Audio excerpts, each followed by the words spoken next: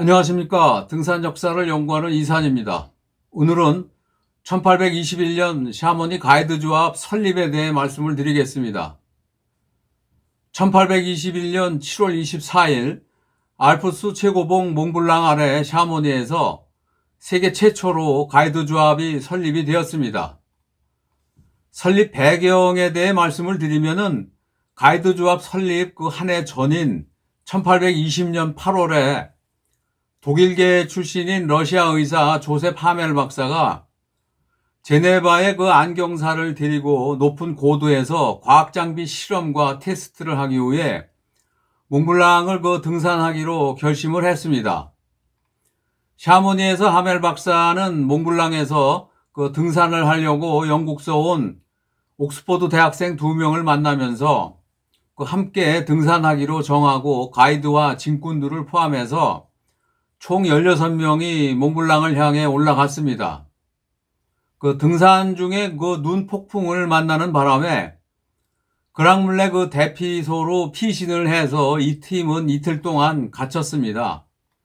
예기치 못한 폭설로 제네바의 안경사하고 가이드 2명은 하산해버리고 나머지 일행들은 다음날 정상을 향해 다시 올라가다가 그랑플라또 위에서 아발란시 눈사태로 400m 정도 휩쓸려 내려갔습니다. 이 눈사태로 가이드 5명이 크레바스에 추락하는 사건이 발생을 했습니다. 추락한 후에 2명은 간신히 구조가 돼서 살아남았는데 샤모니의 최고 가이드 오기스트 테라하고 피에르 발마, 피에르 까리의 이 3명은 깊은 크레바스에 빠져 사망을 했습니다.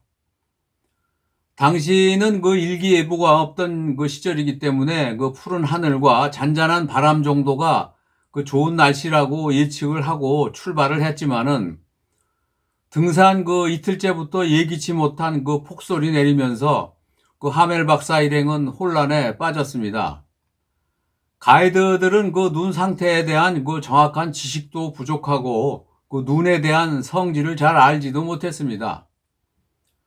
당시 유럽서 제일 높은 알프스 최고봉 몽블랑에서 눈사태로 가이드 3명이 죽은 사건은 유럽 신문에 아주 시끌벅적하게 일면 톱으로 알프스의 살인자라는 제목의 기사가 대문짝만하게 실렸다고 합니다. 신문의 톱 기사로 나온 이유는 사람들이 산에서 일을 하다가 죽은 사건이 아니고 사람들이 최초로 등산을 하다가 눈사태로 샤모니 가이드 3명이 죽는 바람에 유럽에서 아주 큰 뉴스거리가 되었습니다. 아마 세계 최초로 공식적인 산악사고로 기록이 될 것입니다. 이런 예기치 못한 눈사태로 샤머니 최고 가이드들이 죽는 바람에 가이드 가족들을 돕기 위해서 일종의 친목 상조회를 공식적으로 만들었습니다. 이 상조회가 세계 최초로 생긴 샤모니 가이드 조합입니다. 이후 샤모니 가이드들은 눈사태나 크레바스에 추락해 사망할 것을 대비를 해서 십시일반 돈을 각주를 했습니다. 일종의 연대기금 성격으로 노동분배 원칙에 따라 균등하게 각출을 해서 사망한 가이드 가족들을 돕는 구호기금으로 출발을 했습니다.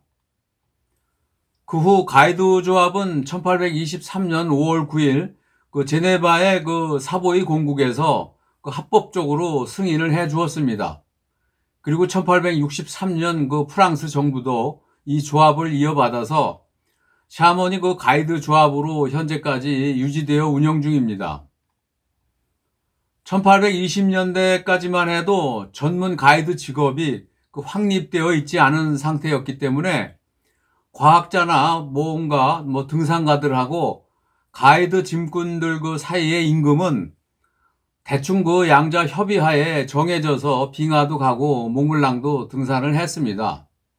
이런 상황에서 하멜 박사 일행이 몽블랑을 등산하다가 눈사태로 가이드 3명이 사망을 하면서 가이드 안전과 기금에 대한 필요성으로 1821년에 샤모니에서 세계 최초로 가이드 조합이 설립이 되었습니다. 가이드 조합 설립 시 그 회원은 34명으로 출발을 했습니다. 당시 59살인 몽블랑 초동자 자크 팔마도 지역의 유명 인사로 조합에 가입을 했습니다. 당시 가이드 조합 규정에 따르면은 가이드는 5월부터 9월까지 샤머니를 떠나지 못하게 이동의 제한을 두고 주일은 교회 참석이 의무 규정으로 되어 있었습니다. 1808년 몽블랑 여성 초동자 마리 파라디를 꼬여서 함께 등산을 했던 가이드들은 당시 이런 생각을 했다고 합니다. 우리 팀은 여자도 데리고 몽블랑을 등정한 가이드들이다 라는 자신들의 가이드 홍보를 위하고 더 많은 고객 확보를 하기 위해 여성인 마리 파라디를 꼬여서 등산했다는 기록도 있습니다. 순전히 가이드 자신들의 홍보 수단을 위한 일이었다고도 전해옵니다. 당시에도 가이드 체력과 경험, 담력은 필요 조건이었습니다. 몽블랑 등산 가이드를 하려면은 당연히 빙하와 크레바스를 건너야 하기 때문에 눈사태의 위험과 죽음을 감수해야 했었습니다. 여름이 되면은 관광 코스로 뿌레방산에도 올라가고 보송 빙하, 메리데 글라스 빙하에서 크레바스 사이를 안전하게 다니려면은 가이드 안내를 받아야 갈 수 있는 상황이었습니다. 여행객들은 가이드와 함께 가면은 안전할 거라는 약간의 믿음을 갖고 산에 올라가게 되었습니다.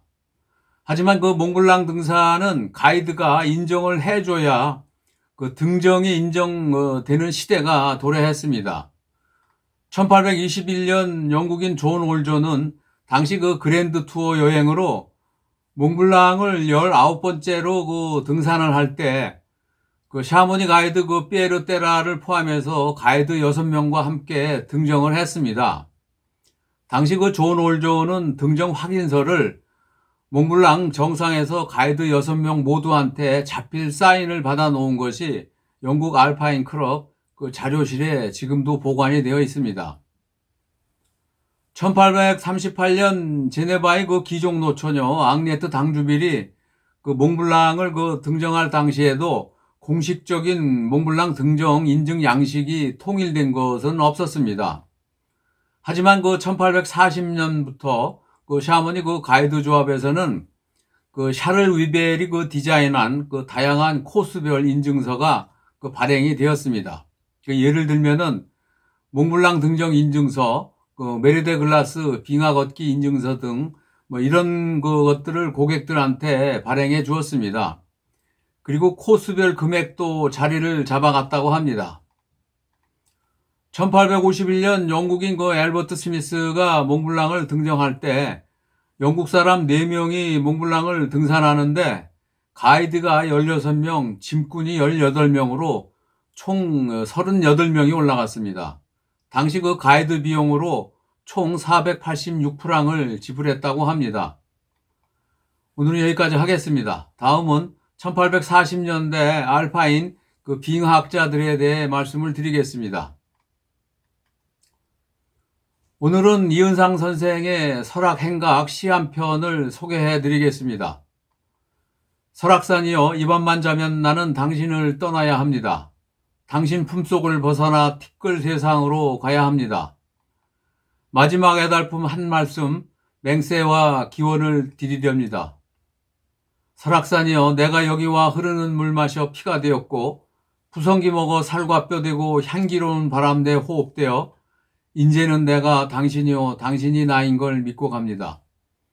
등산 역사에 관심이 있으시면 구독해 주십시오. 감사합니다.